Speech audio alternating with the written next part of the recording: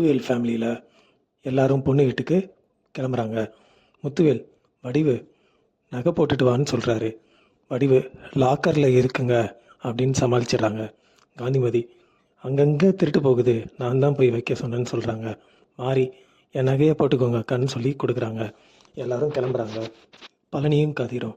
பழனி வீடு பூட்டி இருக்கிறத பார்க்குறாரு. கதிருக்கு அவர் ஃப்ரெண்டு கால் பண்ணுறாரு. பைக் வேணும்னு கேட்குறாரு. பழனி என்னாச்சு? கதிர் ஃப்ரெண்டு பைக் கேட்குறான், இப்படி உடனே கேட்பான்னு நினைக்கல. பழனி உங்கள் அப்பா பைக்கை கேட்போமா? கதிர் வேணாமாமா. பழனி என்னோட பழைய சைக்கிள் யூஸ் பண்ணாமல் இருக்கு. கதிர் அது அப்பா வாங்கி தந்ததா? பழனி நானே வாங்கினது. கதிர் சைக்கிள் எடுத்துகிட்டு வர்றாரு. சைக்கிளை சரி பண்ணிடலான்னு சொல்லிட்டு 2 பேரும் கிளம்புறாங்க. ஹாலில் மீனா கேட்குறாங்க, மயில் அக்கா எங்க? அரசி அன்னிக்கு தலைவலி. கோமதி சரவணனுக்கு சாப்பாடு கூட எடுத்துகிட்டு போக முடியாத அளவுக்கு தலைவலி. ராஜி மீனாவும் மயிலை நலம் விசாரிக்க போகிறாங்க. பார்க்குறாங்க, கிளம்புறாங்க. மயில் நீங்கள் சரவணனுக்கு சாப்பாடு எடுத்துகிட்டு போகல, அதை நக்கல் அடிக்கவே வந்திருப்பீங்கன்னு நினச்சிக்கிறாங்க. சரவணன் வர வண்டி சவுண்டும் அவர் ஃபோன் பேசுகிற சவுண்டும் கேட்குது.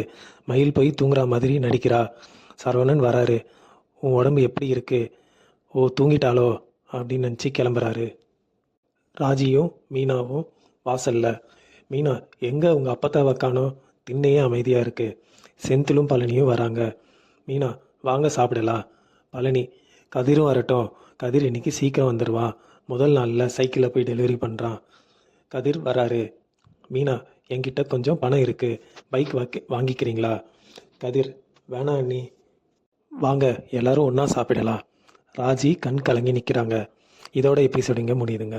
நாளைக்கு மயில் தம்பி மேலே காட்டுற அக்கறை கொஞ்சம் கூட என்கிட்ட காட்ட மாட்டீங்களேன்னு சரவணன்கிட்ட கேட்குறாங்க. சரவணன் நான் உன் மேலே ரொம்ப அன்பு வச்சுருக்கேன். மயில் அப்போ என்ன ஹனிமூனுக்கு கூட்டிகிட்டு போங்க.